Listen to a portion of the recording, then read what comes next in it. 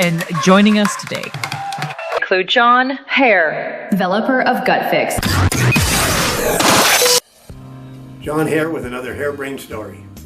About 47 years ago, my wife Sheila and I, well, as a matter of fact, at the time, the start of the trip, she wasn't my wife. During the trip that happened, we started off on a sailboat from Thunder Bay, Ontario, sailed through all the Great Lakes and then down into the eastern seaboard, down into the Chesapeake Bay, Annapolis, Maryland. We spent, in October, they have the United States Sailboat Show, which is in Annapolis, which is, I think, the biggest world sailboat show ever, anywhere. And so we participated in that. Then after that show's over, sort of mid-October, a whole bunch of people set sail going south. In other words, they're taking the boats and they're going, to warmer climates, basically, because it's going to start being, cold up in the northern part of the United States. And so we left, and we're sailing south into the Chesapeake Bay. And there's a couple of other boats, but one in particular that these were friends of ours that we'd known from being in Annapolis in the harbor.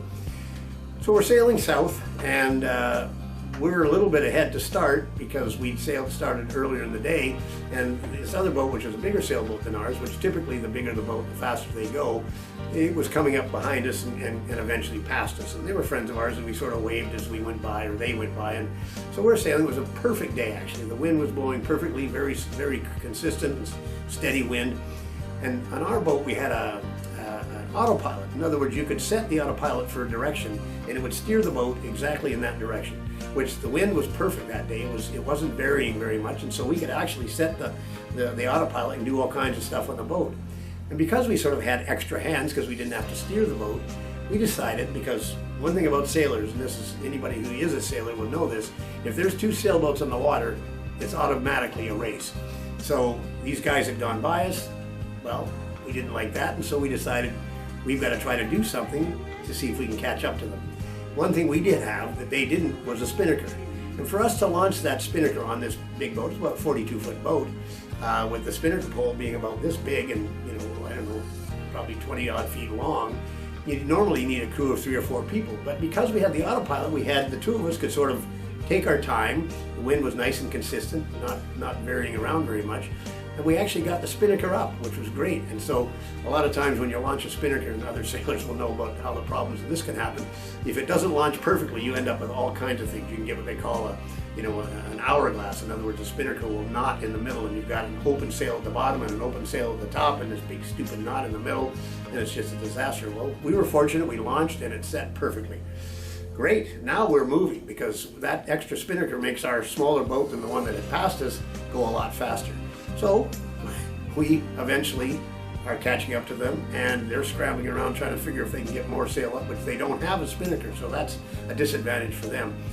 But we have the autopilot, so we're going to go by them. We can see we're catching them quite easily. So Sheila and I decided, well, okay, let's make it really obnoxious. So we went, and both of us stood facing backwards in the bow pulpit. And basically what that is just a rail that goes around the front of the boat. So we're looking backwards as we pass them, and there's nobody at the helm, which is 40 feet behind us, nobody steering the boat except the autopilot, and we just literally blew by them. So great, that was a great sort of story in itself. But now we're heading south, and one of the things that was going on, and the people that left Annapolis, and there was probably hundreds of boats that were heading south, after that show was over. Some of them went the same route we did, which is down through the Intracoastal waterway, which basically hugs the eastern coast of the U.S. And then a bunch of other people would go offshore out the Chesapeake Bay, which goes into the Atlantic Ocean. And they would, these guys in particular that we were racing with took off, and they were going to the Virgin Islands, offshore for, probably an 8 or so day sailing trip. Meantime, we've got to get ourselves into an anchorage before nightfall, and so we're sailing south. We got the spinnaker down because that was a great show, but not something that's going to be easy to handle when you're trying to maneuver the boat into an anchorage and things like that. So we're going along, and I'm looking at the chart, and all of a sudden I see in front of me a marker that's sitting right in front of me, but I'm looking at the chart and I do not see the marker on the chart. Now I'm thinking somehow we're lost, because there can't be a marker that I can't find on the chart, because how you navigate on these sailboats is basically you're looking at the chart, you're using markers and shoreline and things like that to triangulate where you are. getting closer and closer to this marker, can't find it. I'm actually probably yelling at Sheila, my wife, because now, by the way, she was, that why can't we find this marker on the chart? And so we're getting closer and closer, and I can see this marker, but now the marker's moving a little bit. And I'm thinking, holy smokes, well, that's really strange. I mean, how can a marker that's supposed to be designating, a certain spot on the chart be moving? Well, as we get closer, all of a sudden that marker comes up, and a big, huge nuclear submarine emerges out of the depths, and basically is a couple 100 yards in front of us, and big. I mean, probably a couple 100 feet long. And I'm looking at this thing and thinking, holy smokes! Anyway, well, that's a pretty interesting story to actually see this military capability. To see this submarine, come out of the depths, and all of a sudden, and obviously, what was the marker was, I guess their periscope. That was what we saw being the marker. And so an interesting story. We went off and anchored that night, on the west coast of the Chesapeake, just in some bay there. And then the next day we went farther south into the Intracoastal waterway. And the first place you come to is Norfolk, Virginia, which is a huge naval base, which is I'm sure where that submarine came from. Was otherwise, would be docked otherwise, when it was out at sea and such. And by the way, that'll be another story we'll talk about, because that military capability, the naval base that's in the Norfolk, Virginia area, was just incredible. But anyway, in the meantime, I want to talk a little bit about the product that I've developed, and it's called GUT FYX. You can see at the top of my hat here. GUT FYX is an oral dose antibody that we've developed, that I personally put together. I started taking it every day about probably 10 years ago right now. Started taking it every day, and at the time I'd had severe osteoarthritis, shoulders and knees. My range of motion for my shoulders was about that.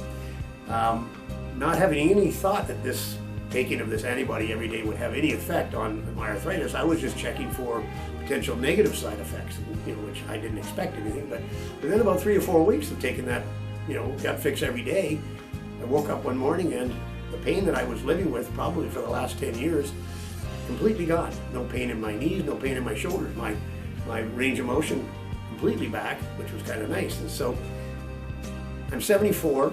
I've been taking that now every day, really, for 8 or 9, 10 years. It's the only supplement I take. I'm on no other medication whatsoever. I'm still doing, out riding my bike, probably every 2 or 3 days, for at least an hour. I'm out. I've got a kayak that I use at a cottage at the lake. That's like riding a bike on the water, that I use and take that out for an hour or so every couple of 3 days. I don't get sick. I haven't had the flu. I've never had a flu shot. Don't get any shots. I'm thinking I'm getting enough antibodies from this external source that I don't need to generate any more antibodies by getting a vaccine of any type. So something to think about. GUT FYX, have a look, gutfyx.com. The reason it's spelled FYX is, one, it sounds like fix, which it is a fix, but it's F stands for food, Y is the symbol for antibodies, and X is targeted. So in other words, it's a targeted food antibody. So in the meantime, GUT FYX yourself. GUT FYX.com.